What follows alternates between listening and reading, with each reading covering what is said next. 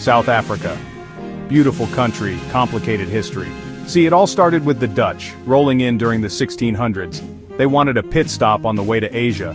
They ended up staying, setting up shop, and pushing out the people who already lived there.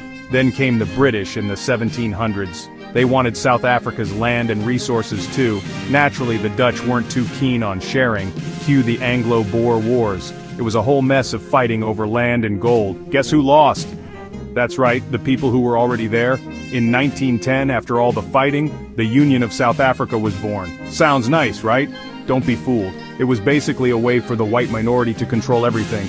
The black majority, treated like second-class citizens in their own country. After the Union came something even worse. Apartheid. This system was all about keeping white people in charge and everyone else down. We're talking about laws that dictated where you could live, work, and even who you could love.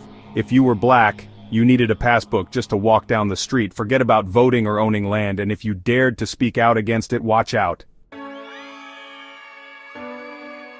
But South Africans are a resilient bunch. They weren't going to take this lying down. Groups like the African National Congress, or ANC, rose up demanding equality and justice. They protested, they boycotted, they fought back. The world watched in horror at events like the Sharpeville Massacre in 1960, where police gunned down peaceful protesters. The Soweto Uprising in 1976, where students protesting against Afrikaans language policies were met with brutal force. It was a long and painful struggle. Section 4, Mandela's Moment, a new dawn for South Africa. Then came 1994, the year apartheid finally crumbled. After 27 years in prison, Nelson Mandela, the face of the anti-apartheid movement, walked free. He led the country to its first democratic elections. Imagine that, a country where everyone, regardless of skin color, could vote. It was a moment of pure joy and hope. Mandela became South Africa's first black president. He chose forgiveness over revenge, leading the country through a peaceful transition. The world celebrated. South Africa had the chance to become a beacon of hope, a rainbow nation. Section 5. The Rainbow Nation struggles from hope to hard times. But freedom doesn't magically erase the past.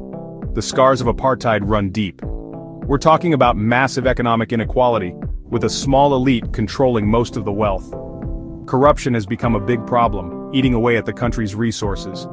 And let's not forget the social unrest, the protests over lack of basic services like water and electricity. It's a constant reminder that the promise of a better life for all hasn't been fully realized. Section 6, South Africa's future. Can the Rainbow Nation shine again? So where does South Africa go from here? It's a country at a crossroads. The 2024 elections are coming up. Will they bring about real change or more of the same? Can the economy recover and create opportunities for all South Africans? The challenges are huge, but so is the spirit of the South African people. They fought for their freedom once, and they're not afraid to fight for a better future.